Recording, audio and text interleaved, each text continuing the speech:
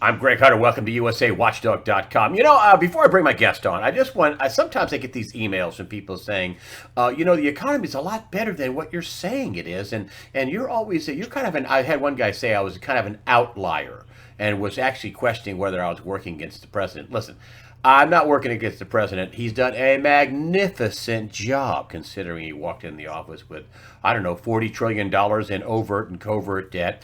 And He's been attacked from all sides with phony investigations and from inside his own party, inside his own country, and from abroad, from spy agencies abroad. So he's done a fantastic job. I think the best thing that I can do for the people that I'm really serving, that's the you, is to tell you the truth. And I think that's probably the best thing you could do for the president. And Mr. Truth, I'm bringing on is John Williams. John Williams, the founder of shadowstats.com, the guy that gives you the real information without any accounting gimmicks to let you know exactly what's going on. John Williams, thank you for joining us today on USAWatchdog.com.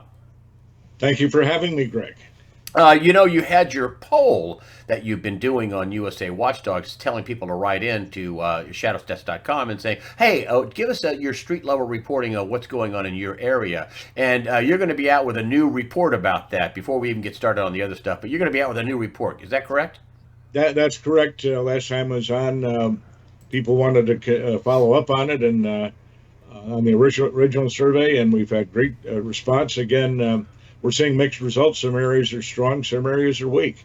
The economy is what it is. I just heard your comment about people saying you're trying to hurt President Trump. The average guy knows where the economy is. How he's experiencing it pretty much determines how he votes. At least that's the way it used to be. And going into the last election, I was predicting he was going to win because of where the economy stood against what was being touted in the press. Was a lot weaker than it had been advertised, and unfortunately, it's weaker again now than it was then. But I don't think that's going to cost the president much because he came in to turn it around, and he's been doing a lot of stuff. There's still areas to go, and in fact, again, he's had a lot of roadblocks put in front of him. Well, one of them was the Fed, and you were, I'm sorry to cut you off, but you were the first person I know of. You came on and said, yeah, the Fed is tanking the economy. They're crashing the economy. The Fed is doing it. And sure enough, they had all these rate increases and all this capital being burned, quantitative tightening, they call it, 50 billion a month. And you were the first one to say that 4 days after our interview. Donald Trump's out saying the Fed's my enemy. And I think it is. But go Well, ahead. the Fed was working against him on the economy. They still are. Their primary concerns the banking system, which that certainly has to be supported. But where you have a weak economy here, and it's been fueled by the tightening of the Fed, I don't think Trump's going to get blamed for that. I think that'll go against the Fed, and I don't think it's going to hurt him that much in the election. Which brings us to your report, and the reason why I booked you. I thought, you basically came out and said, well, economy's not doing well. There's a lot of numbers to support that. I think the Fed's going to have to cut rates a half a point, not a quarter a point. That's what Powell's been indicating. It's going to be a quarter. He says that, and you also said, and this is big for you, you got to bring back quantitative easing.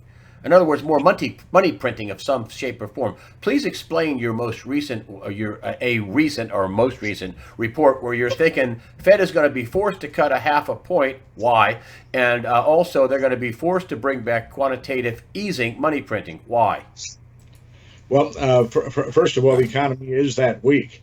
I'm seeing it in the numbers, and I'm sure they are. They've got good statisticians. The headline numbers that you hear are bloated, and they know it. I can give you two real quick examples. Right now, the headline GDP that's creating all the problems is in terms of their easing was this 3% growth in the first quarter. That heavily reflected bad reporting tied to the government shutdown. And that number has now been enshrined for the next year because it's the GDP's gone through its benchmarking. But guess what?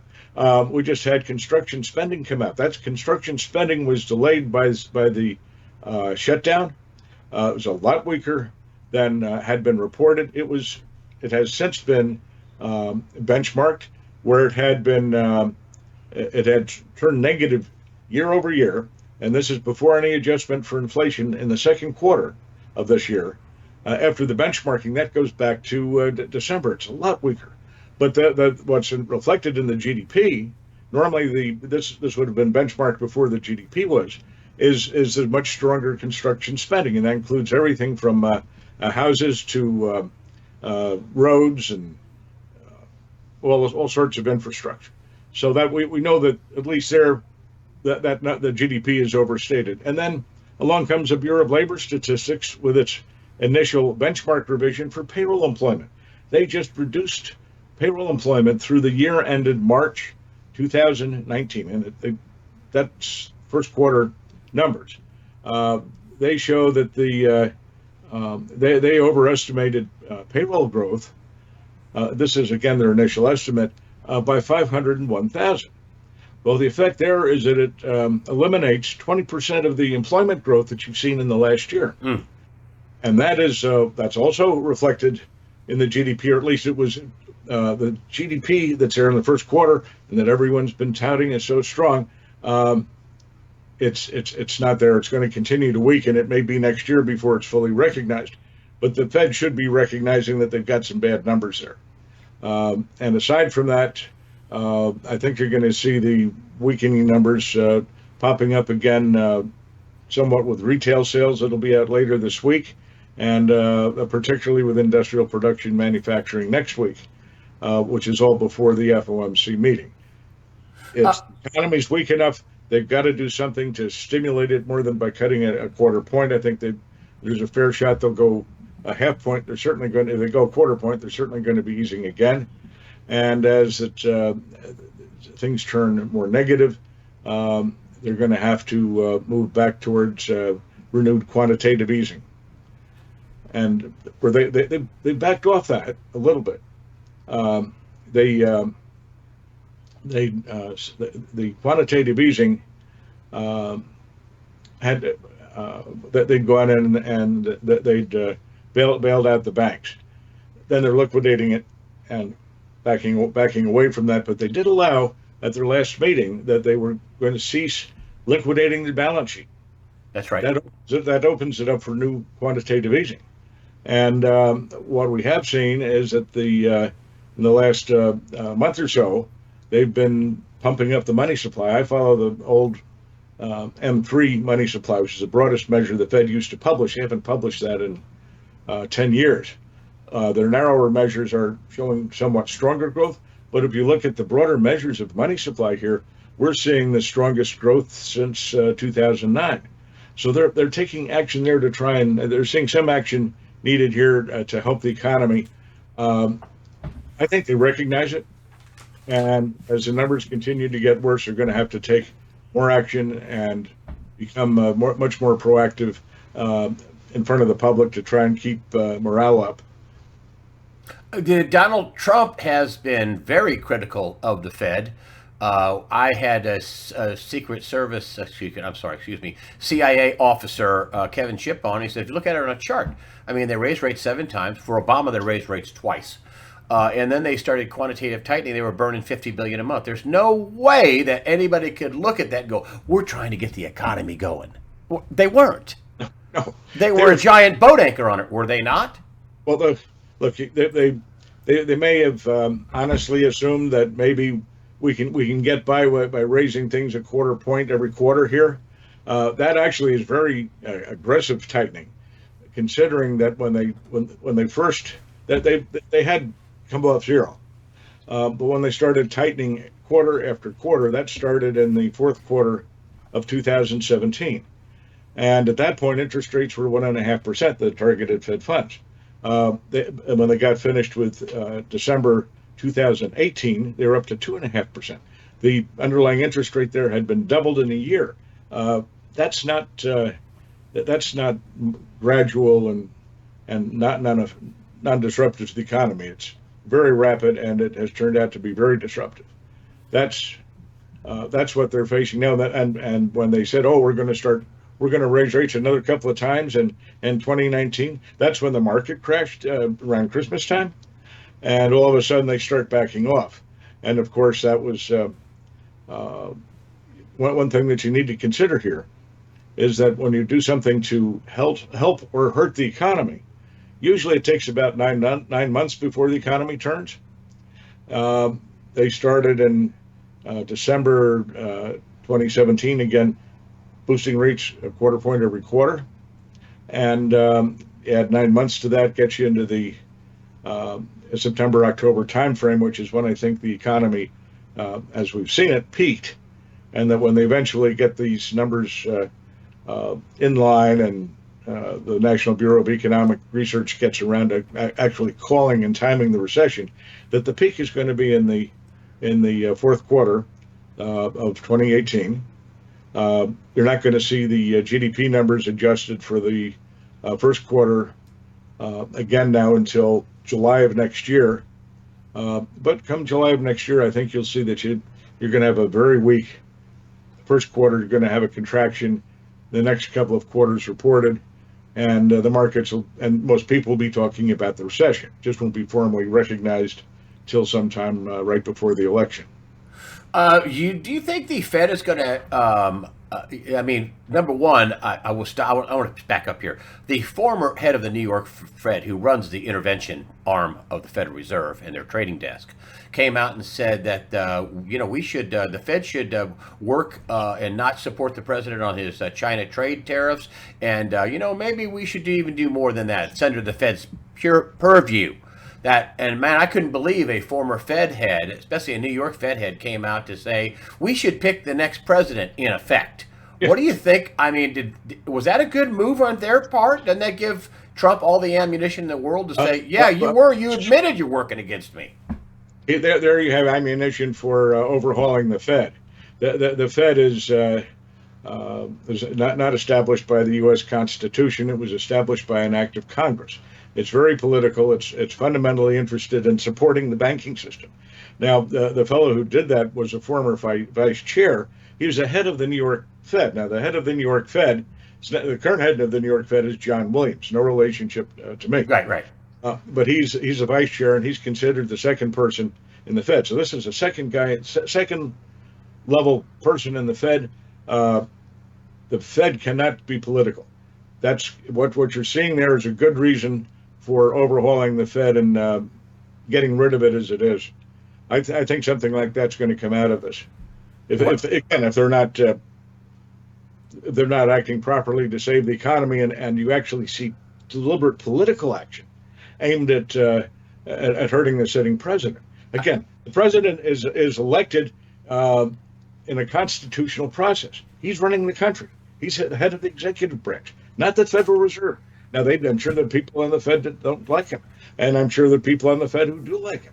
But it's not up to them to determine who the president is. That's done by the electorate. I mean, they were talking about crashing the economy, which goes along with your scenario that the Fed is a giant boat anchor on the economy. At the Fed, I think the title was "The Fed is Crashing the Economy," and that was your. People want to know what the real truth is, and that was the real truth.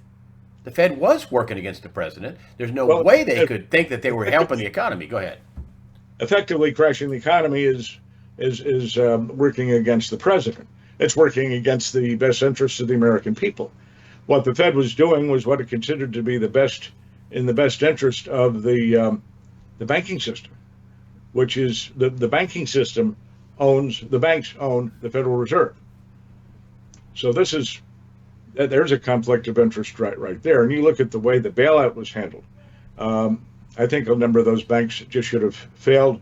You would have ended up with a healthier economy. Where the money was lost would not have been so much with the American people in the economy, but the people owning those banks. That's right. Rich people would have taken a big hit, and they didn't want to lose any money. Where do you think that they're going to? Do you think that? Well, one of the things that you talked about in the pre-interview, I'm sorry, I know this, and you haven't said it yet, but you said, the employment picture wasn't good. And one of the places, and we haven't gotten the retail numbers yet, but your research has showed that employment in retail took a hit. Talk about that. And what does that mean for retail numbers in the future, you think? Indeed, the retail sales sector of the major sectors has been relatively strong in recent reporting. Again, there are a lot of problems with what happened in the reporting in the government shutdown, that is, you're going to find that retail sector gets revised a lot lower because in that benchmarking that I mentioned, the 501,000 that disappeared in the employment, roughly half of that was tied to retail sales in the leisure sector, all of that which is has been propping the some of the first quarter numbers. The indication is there you're going to get downside revisions. It's a matter of how quickly you get it. I think you're going to see it pretty quickly. We're seeing it in you look at industrial production and manufacturing. It's just down month to month, or maybe it's up a little bit, but they keep revising the prior month slower, and that's reported by the Federal Reserve, and they actually pay some attention to that number. That's their own number. That's the manufacturing sector. My goodness, U.S. manufacturing sector has not recovered from the Great Depression. This is The Great Recession, you mean? I'm talking about the Great Recession. I'm talking about the downturn that started with the banking crash in 2007, 2008. Yeah. Great Recession. You said depression, so I just want to make sure people know Oh, that has not recovered since the Great Recession, 2008, 2009. I misspeak. I apologize. No, that's okay. I just want to make sure people get it right. We don't have to re-edit it and do it. Okay, so but it had not, and you're saying that by the time the Fed meets, next week, they already know, all these jobs were lost in retail. Well, that retail sales are going to come out next week. What does that tell you about retail sales? I think you've got a good shot that retail sales will come in below expectations. Expectations are virtually flat. And then I think that's around 0.1% month to month. And guess what? Inflation is going to be probably more than 0.1% month to month. They get reported very close in time. The way the economy gets reported is net of inflation. So if you take 0.1% away from 0.1% growth in retail sales, you're looking at no change. I know over time the numbers are going to get weaker. They're going to get revised lower. I think we've got a shot of that happening this next week.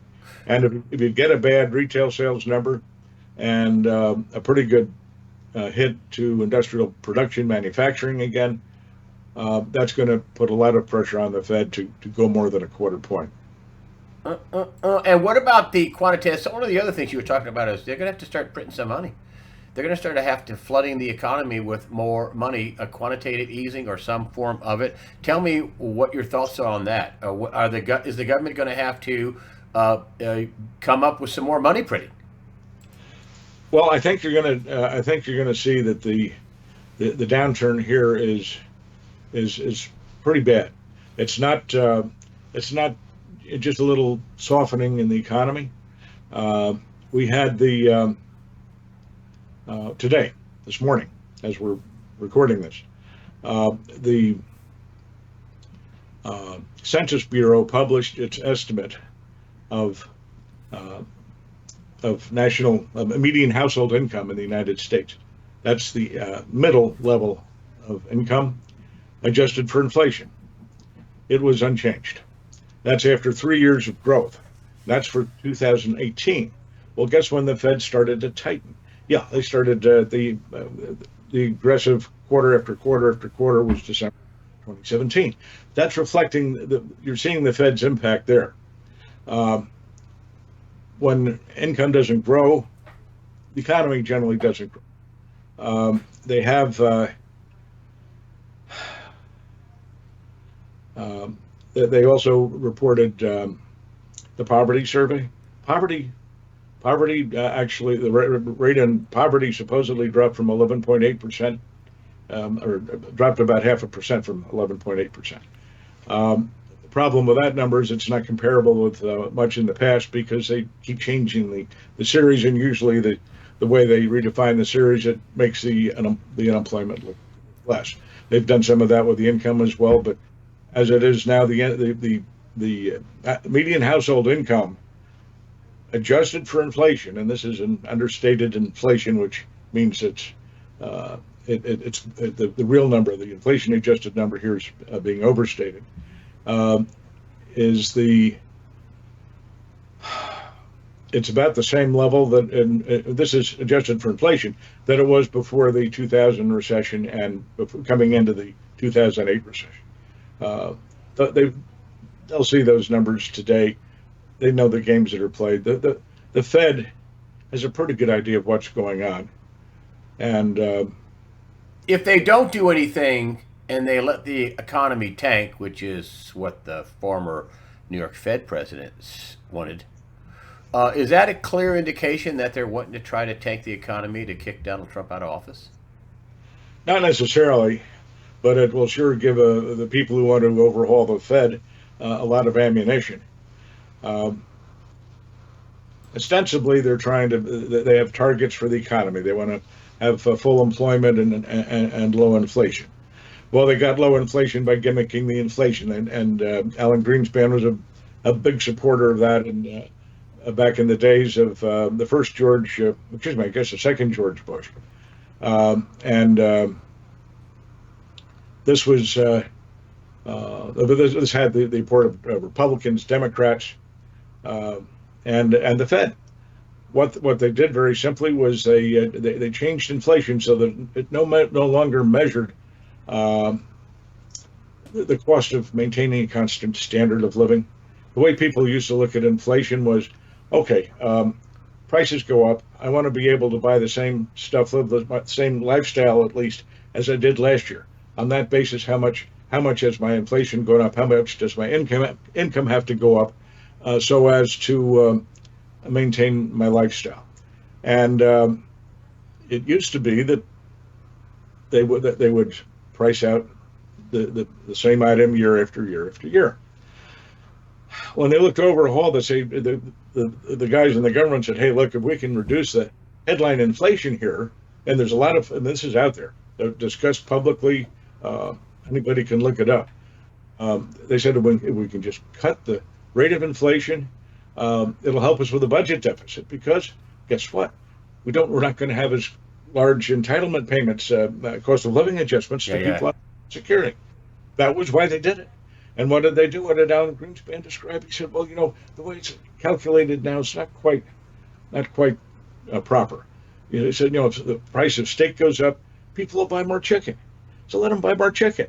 So it was so effective that what they did mathematically was to do the equivalent of substituting chicken in there for steak. It's not the same thing as maintaining a constant standard of living. And And I'd like to meet someone in Congress who thinks eating hamburger or chicken instead of steak thinks that's equivalent. what's the real inflation rate? We don't get to this enough. You do it the way it was done in 1980. You do it unemployment the way it was done in 1994 and earlier. Yeah. What's the real unemployment rate? What's the real inflation rate right now? Start with the inflation rate. What's the real? The way it was done in 1980 when you rip away all the My Greenspan. numbers showed up around 9%.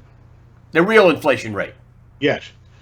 and that's what They're, you think people on the street are feeling, 9%, not yeah. 2% or Well, 1.8% or let me whatever. put it this way. I do it based on the numbers how they change the numbers. And they estimate the effect. I mean, one thing they did was they changed how they housing cost. The way they used to do housing costs was they included a factor in there for the cost of buying a new house. Oh Or yeah, not anymore. I mean, what a silly thing to have in there. What they did was they took that out and created a new concept, and that is homeowners equivalent rent. What will a homeowner um, what would a homeowner charge himself to rent his own house to himself? And then once you figured that out, how much will he raise the rent on himself by this month? And that would be the inflation number they put in. And the effect was it knocked something like 1.4% off the annual inflation rate. It's just nonsense, and that's cumulative over time, and it's been expanded all over the place. And so when the Fed says, "Oh yes, we're targeting 2% inflation," yeah, That's a lie. well. Let me put it this way: they don't have much control over it. They think they do, or at least they claim they can, and that's how they move the rates.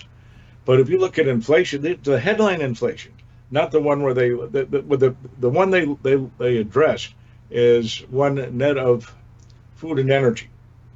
That's their targeted inflation rate, because food and energy are tough to control, and they can give you some high inflation. All the big inflation we had the last year, everything that was they were moaning and groaning about, and that they were saying this is why we've got a tightness because inflation's so high. If their inflation wasn't so high, what was high was oil prices, gasoline prices were spiking. In terms of the headline CPI, the big changes there still are tied to gasoline. It's not the Fed. Fed has very little effective control there. It's another nonsense area, another reason they should be overhauled, and have some other system for trying to control the economy and the money supply. And your unemployment, what is the unemployment rate if you calculate it the way it was done in 94 and early? What's the real unemployment rate? I have it up at 20, I think it's 20.2% right now. It's off its peak. Donald Trump did do some good for the employment picture. There's no question about it. Headline unemployment, the one that gets all the press, is still basically at a 59-year low, and that's calculated largely the way it was before. They also have an alternate measure which counts discouraged workers. The headline measures U3. U6 is their broadest measure, which where they count discouraged workers, people who've given up looking for work because there are no jobs to be had, and that's up around 7. I think it's 7.2% right now. Got it. What's different was that at the time of the starting NAFTA, they redefined an inflation because among other things, there'd be a lot more discouraged workers, people being laid off as plants were moved offshore, and so they'll only who's unemployed in that broader category if you've been discouraged for a year or less. If you've been discouraged for a year or more, they don't count you in that measure. Yeah.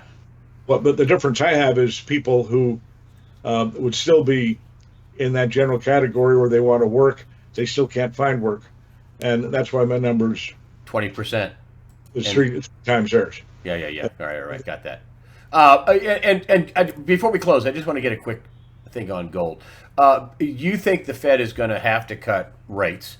You think the Fed is going to have to do some kind of quantitative easing, flood more money into the economy? They've taken a lot of heat from Donald Trump. Is this why gold and silver have kind of caught a bid in the last few months? Gold up a few $100s, although it's backed off a little bit. Silver's up past $18, although it's backed up off a little bit. But is this why gold and silver are catching a bid? Yes. It's long term, the nation's bankrupt.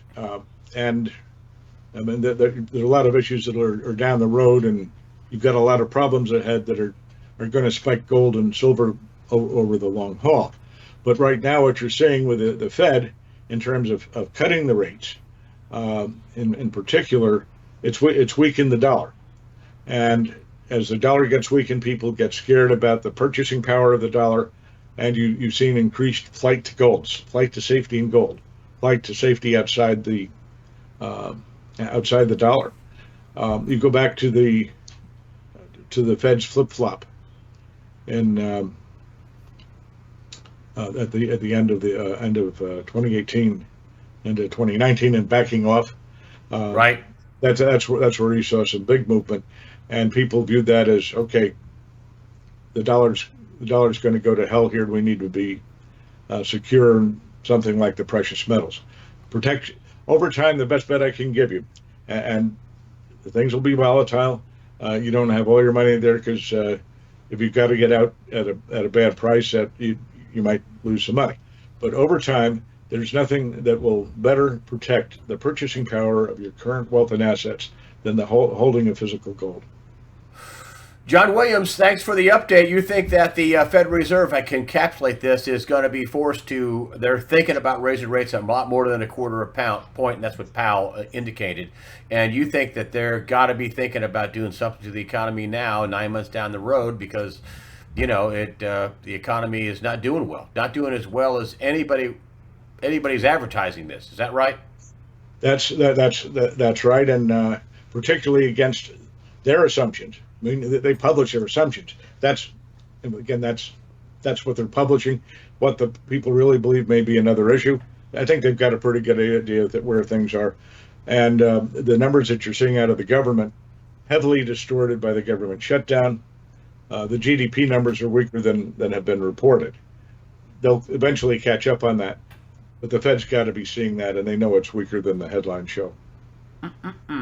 John Williams, you are also, are you asking people to weigh in? Are you done with your research project, your little research street level reporting? Are you asking people to send you more information now? They certainly can, and I'm looking to work something effectively on a regular basis here. Okay. I have a lot of responses from the last time. I'll be publishing that soon. Anyone who wants to get something in the last minute here, just send me an email at John Williams at shadowstats.com. And what you're looking for is how's the economy going in your area? What's your time? What's your name? You know, how's the economy going where you are, and what are you seeing on the street? It's what you're seeing, not what you're hearing in the press. That's Okay. what you get. Aggregate that, you get a pretty good picture of where reality is, and what we're seeing is that the economy's generally weak. There's some areas that are strong, some that are weak. Areas that have never recovered from the Great Recession, I the got it. 2007-2008. All right, John Williams, shadowstats.com. You are an economist. You are the founder. Thanks for coming on for a not so quick. It ended up being more than 30 minutes, but you just get really interesting. I really like talking to you. Anyway, John Williams, shadowstats.com. Thank you for joining us today on. Oh, and before I go, you have a subscription service. It's how much is it? And I'll put a link up to that. $175 a year. 75 a year, $89 for 6 months. $175 a year, $89 6 months. Oh, talk about no inflation there. I think it's been that way for a long time on your site. So, okay, John Williams, thank you for coming on USAWatchdog.com. Really appreciate it. Thank you for having me.